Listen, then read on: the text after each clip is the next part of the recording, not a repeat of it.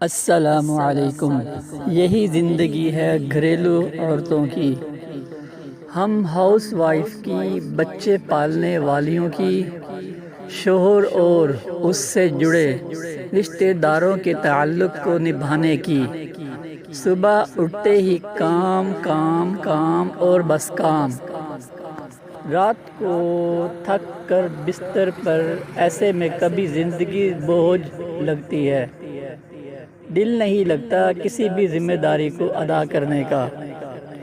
دل چاہتا ہے دور کہیں نکل جاؤں، جہاں کوئی مجھے آواز نہ دے، کوئی کام نہ کہے، بس میں ہوں اور میرا سکون۔ یہ ہماری لاڈلی اولاد جس کی خاطر ہم کھپتی ہیں، کل کو جب اپنے پاؤں پر کھڑی ہوگی تو پیچھے مڑ کر پتہ نہیں دیکھیں گے یا نہیں۔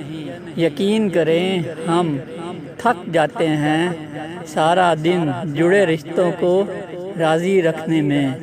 ایسے میں واحد ایک ہمارا رب ہے جو ہماری حالتوں کو جانتا ہے اور ہماری ساری کیفیت کو بغیر بتائے سمجھتا ہے۔ وہ ہمارا اصل قدردان ہے، وہ ہماری چھوٹی سے چھوٹی نیکی کی بھی قدر کرتا ہے۔ وہ تسلی دیتا ہے کہ تھک گئی ہو، کوئی بات نہیں، بس چند دن کی گزار لو، پھر میرے پاس آنا ہے۔ تمہاری ساری تھکاوٹوں کو کبھی نہ ختم ہونے والے سکون اور آرام میں بدل دوں گا، بس تھوڑا سا برداشت کر لو۔ اگر تم مجھے چاہتی ہو، یہ بے آرامی قبول کرو، اور میں بے خودی میں رو پڑتی ہوں، کہتی ہوں اے مالک میں حاضر ہوں، جو تو چاہے میں کروں گی، میں تیار ہوں۔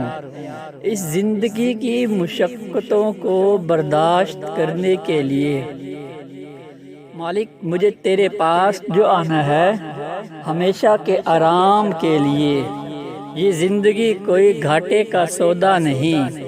پھر میرا مالک مجھے نعمتیں یاد دلاتا ہے اور میں ایک نئی صبح کرتی ہوں اور سارے کام جوش و خروش سے کرنے لگتی ہوں۔